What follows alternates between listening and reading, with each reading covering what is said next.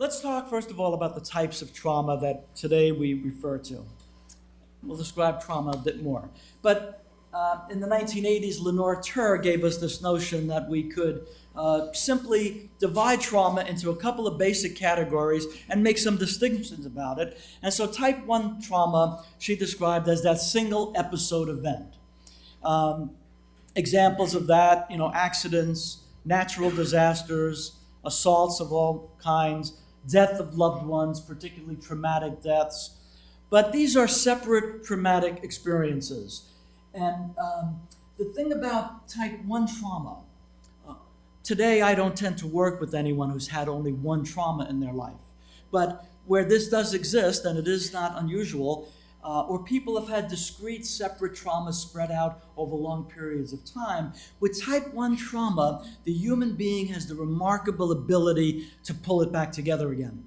Over the course of time, after a period of destabilization and disruption, and perhaps with social support from family and friends and maybe some professional help, maybe more than 75% of people who experience a single episode or discrete separate episodes of trauma can recover from it rather nicely.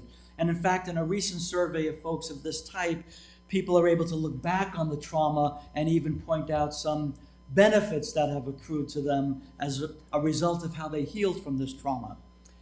But this type of trauma, though, does weaken and does destabilize for a period of time. Now, type 2 trauma, however, would be those repetitive, ongoing traumas, ones that might be prolonged, like hostage experiences, kidnappings, things that last for more than just a few moments or a couple of hours. Certainly chronic and severe neglect in childhood. And then histories of physical and sexual assault, not just one episode, but ongoing repetitive episodes. War-related experiences, which have many traumatic components to them, whether you're the combatant or an innocent civilian. That kind of trauma is more disruptive.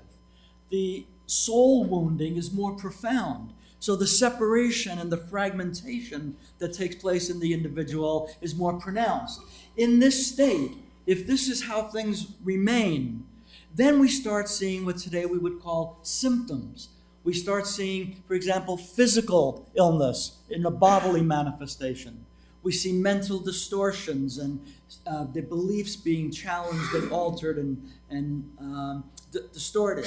We see emotional dysregulation, people unable to manage the wide range of emotions, particularly powerful emotions like anger and fear and terror.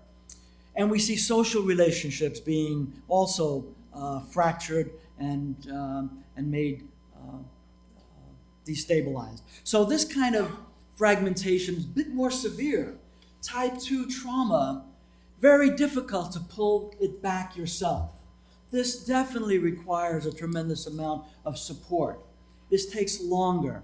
The traumas are likely to blur together. They're likely to have very profound memories and some real blank spots in those memories. This is a difficult kind of state to bounce back from, and we would predict that 75% of the people who experience type 2 trauma are going to have a prolonged, ongoing course of recovery, which will require a lot of outside support.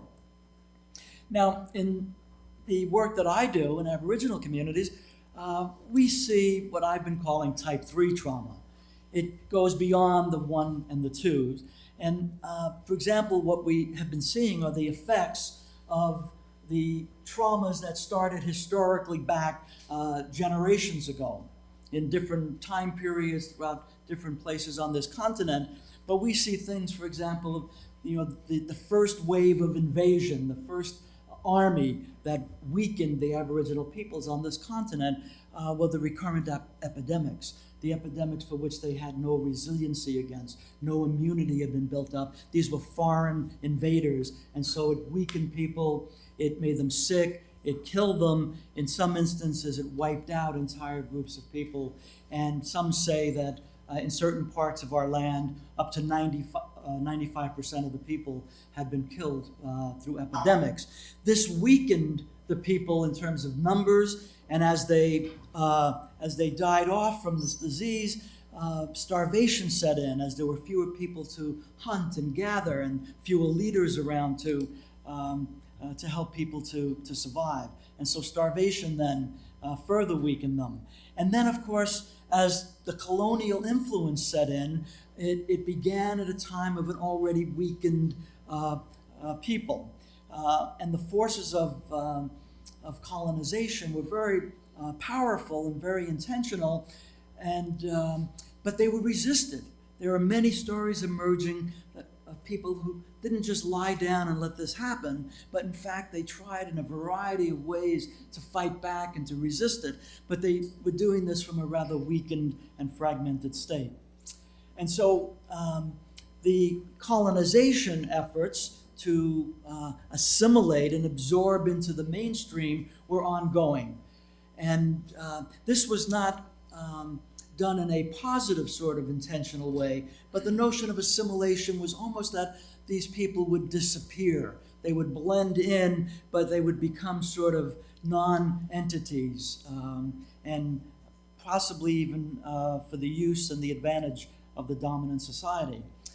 In order to accomplish this, of course, people needed to be shed of their previous cultural beliefs and practices and worldviews and spiritual beliefs, and so we talk about acculturation as being another one of these processes. And then if you really want to weaken people whose very sense of their being, their very understanding of themselves is rooted to their land, why then take them away from that land, relocate them, move them to places that are foreign to them, where they don't have the experience of surviving, they don't have the feeling of connectedness.